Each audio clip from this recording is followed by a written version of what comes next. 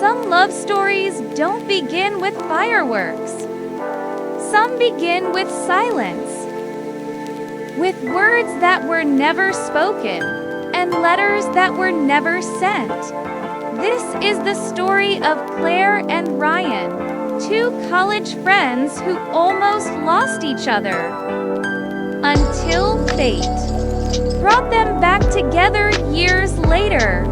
Claire was a journalism student in Boston, quiet but passionate about writing.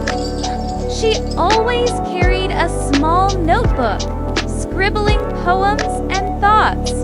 Ryan was her complete opposite, an outgoing business major, always surrounded by friends, always the center of attention.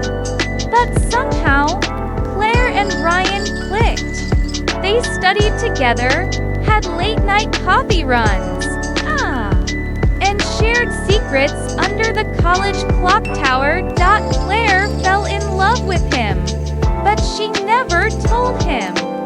Instead, she wrote her feelings in a letter she never had the courage to give. Graduation came. Everyone was busy planning futures. Ryan had a job lined up in New York. Claire was moving to Washington to start her career. On their last night on campus, Ryan hugged her and said, "Claire, you've been the best part of my college life.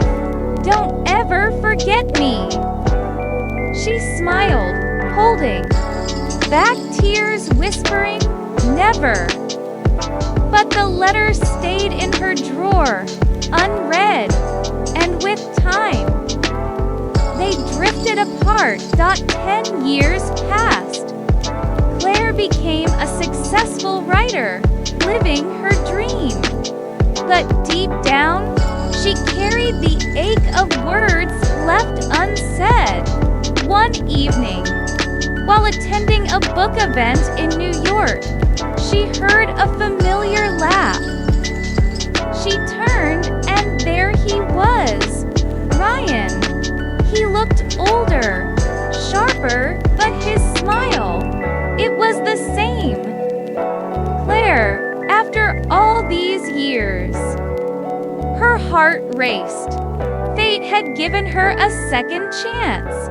They caught up over dinner, laughed about old memories, talked about their lives.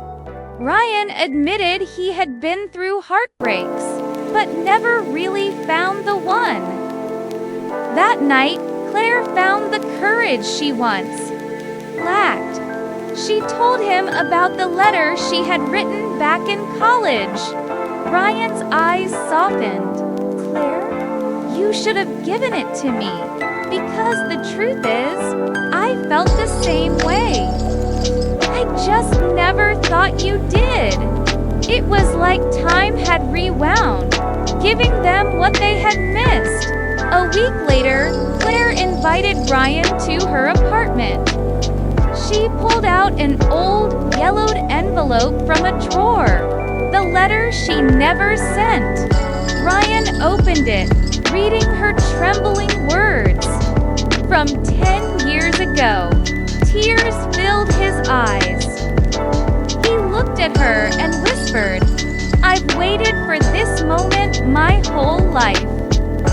He took her hand, knelt down, and said, "Claire, let's not waste any more time. Will you be mine, not just